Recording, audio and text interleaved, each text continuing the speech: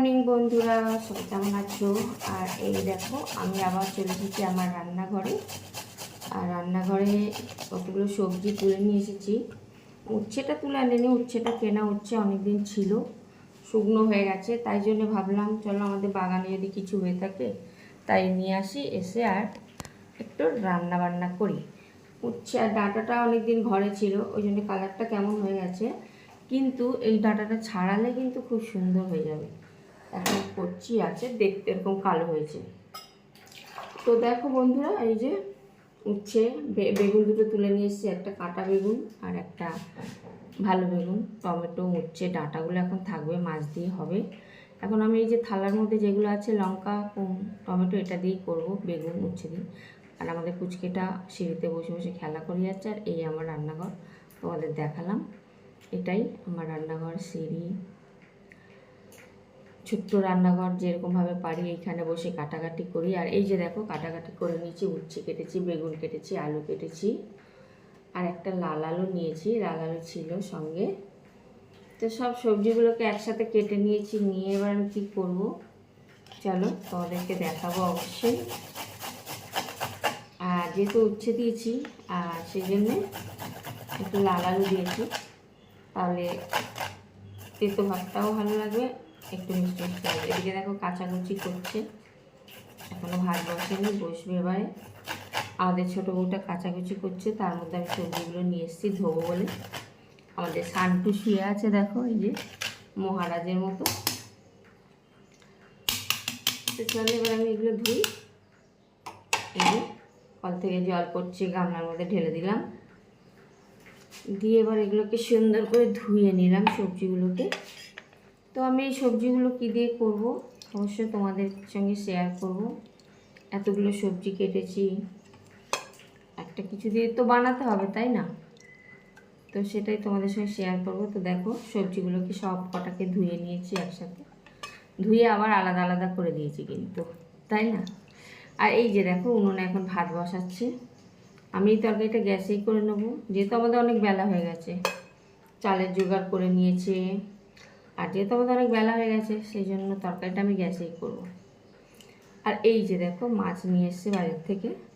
এই মাছ আর ওই যে ডাঁটাগুলো দেখলে না, এইগুলো দিয়ে এখানে একটা তরকারি হয়ে যাবে সজনে ডাঁটা দিয়ে। আর এই যে মাছের তেলটা বেরিয়েছে, এই তেলটা দিয়ে কিন্তু আমি ওই সবজিটা করবো, জানো তো? ওই সবজিটা বলতে যেটা তোমাদের সঙ্গে শেয়ার করলাম কাটাকুটি করে, এই যে এই মাছের তেলটা বেরিয়েছে, যেটা আমি এখন ধুয়ে ভালো করে পরিষ্কার করে নিয়েছি। আর আমাদের তো জলের অভাব নেই, দেখলে প্রচুর জল দিয়ে আমরা প্রচুর ভালোভাবে ধুয়ে নিই।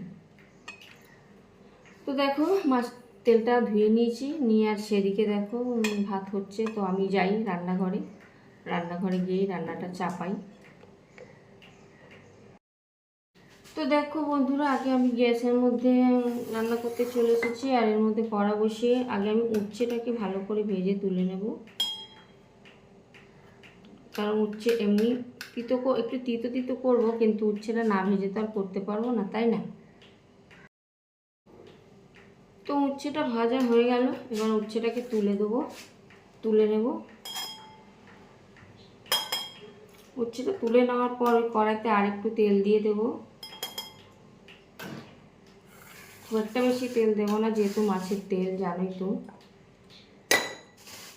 এবার ওই তেলের মধ্যে তেলটা যখন গরম হয়ে যাবে, দেখো পাঁচ ফোড়ন, কাঁচা লঙ্কাগুলো ফোড়ন দিয়েছি, পেঁয়াজ দিয়েছি, সামান্য একটু রসুন কুচি দিয়েছি, যেহেতু এটা মাছের তেলটা একটা আষ্টে গন্ধে থাকেই, তো সেই জন্য পেঁয়াজ, রসুন, কাঁচা লঙ্কা, পাঁচ ফোড়ন দিয়ে জিনিসটাকে ভাজা ভাজা করে নিচ্ছি এখন।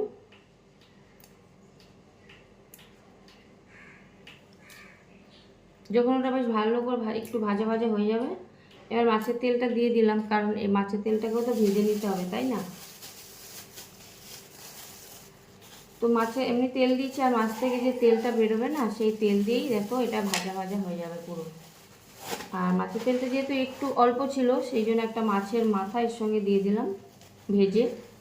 মাছের মাথাটা কিন্তু ভাজা ছিল, তো আমি সেটাও এর সাথে দিয়ে দিলাম ভেজে, যাতে একটু টেস্ট হয়। তারপর নুন, হলুদ, লঙ্কার গুঁড়ো দিয়ে ভালো করে কষিয়ে নেব। এবার এটাকে সুন্দর করে কষিয়ে নেওয়া ছাড়া আর কোনো কাজ নেই। এরপরে দিয়ে দেব আলু আর সেই লাল আলুগুলো, কারণ এটা একটু শক্ত, এদের একটু মানে গলতে তো টাইম লাগে, তাই এদেরকে আগে দিয়ে দেবো। লাল আলুটা আর মিষ্টি আলু যাকে বলে, আমরা লাল আলুও বলি, এটা মিষ্টি আলু যাকে বলে, এটাকে দিয়ে দিলাম। দেওয়ার পর দেখো কষাবো এখন। আমি একটু মিষ্টি দিয়ে দিলাম, কারণ যাতে তেতো আলু সব কিছু আছে, একটু মিষ্টি না দিলে না ব্যালেন্সটা আসে না। তো দেখো ভালো করে কষতে কষতে সামান্য জল দিয়ে দিয়েছি, যাতে আলুটা আর মিষ্টি আলুটা সিদ্ধ হয়, সেই জন্য একটু জল দিয়ে এটাকে ঢাকা দিয়ে দেব। ঢাকনাটা এবার খুলবো, চলো দেখি আলুগুলো সিদ্ধ হয়েছে কি না, একটু টেস্ট করবো। হ্যাঁ দেখো আলুগুলো ভালো সিদ্ধ হয়ে গেছে। তো যখন এবার নাড়াচাড়া করে নিয়েছি, তরকারিটা একটু গামাখাও হয়েছে। দেখো যখন দেখলাম আলুগুলো ভালোভাবে সিদ্ধ হয়ে গেছে, এবারে বেগুনগুলো দিয়ে দেবো।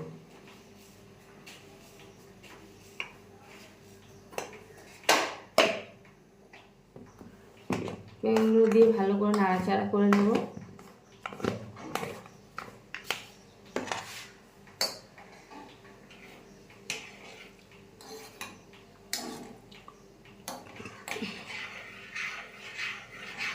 আর একবার ঢাকা দিয়ে দিলাম। বেগুনটাকেও তো সিদ্ধ হতে হবে না, কি বলো?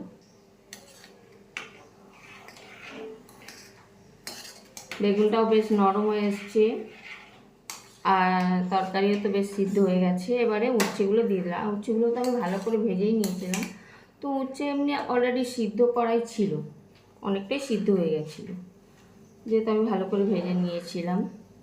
তো দেখো সব তরকারিগুলো সুন্দরভাবে গামাখা হয়ে গেছে, একদম হয়ে গেছে। দেখো তরকারিটা কিন্তু খুব সুন্দরভাবে হয়েছে, দেখো একদম গামাখা, একদম মাছের তেলের সঙ্গে পুরো তরকারিটা না পুরো মিশে গেছে। তো ঢাকা দিয়ে দিলাম। তো দেখো এবার ঢাকাটা খুলে একদম তরকারি পুরো রেডি। এই দেখো কি সুন্দর গামাখা গামাখা হয়ে গেছে, একদম রেডি তরকারি। চলো ঢেলে নিই। আর এই যে দেখো ঢেলে নিয়েছি, আর দেখো দেখতে কিন্তু ভীষণ সুন্দর হয়েছে। আমার তো মনে হয় খুবই ভালো হয়েছে, জানি না খেয়ে কীরকম হবে, খেয়ে তো আমার মা বলবে। তো চলো খাবারটা নামিয়ে আমার মাকে আমি এখন দেব, মা বলবে কেমন খেতে হয়েছে। ঠিক আছে, দেখি মা কি বলে। আর আমার মা এইসবগুলো খেতে ভীষণ ভালোবাসে, একটু চচ্চড়ি ভাজা, চচ্চড়ি পোড়া, এইগুলোই খেতে বেশি ভালোবাসে। আর দেখ আমার মা বলছে খুব সুন্দর হয়েছে, খুব সুন্দর হয়েছে। তো চলো বন্ধুরা, আমরা সবাই মিলেও খেতে বসে গেছি। এই দেখো সবাই মিলে একসাথেই বসে বেশিরভাগ আমরা খাই। তো সবাই বলছে তেলের মাছের তেল দিয়ে এই যে বাদবিশালী সবজি রেসিপিটা অসাধারণ হয়েছে। তো চলো এখন ভিডিওটা রাখি, আর আনন্দের চোটে আমরা খেতে চাই, খেয়ে নিই। আর তোমরা সবাই ভালো থেকো, সুস্থ থেকো, আর কি বলবো, আমার চ্যানেলটাকে সাবস্ক্রাইব করে আমার পাশে থেকো, আমার ভিডিওকে লাইক করো, কমেন্ট করো। আর আবার কালকে দেখা হবে নতুন একটা ভিডিওর সাথে। বাই।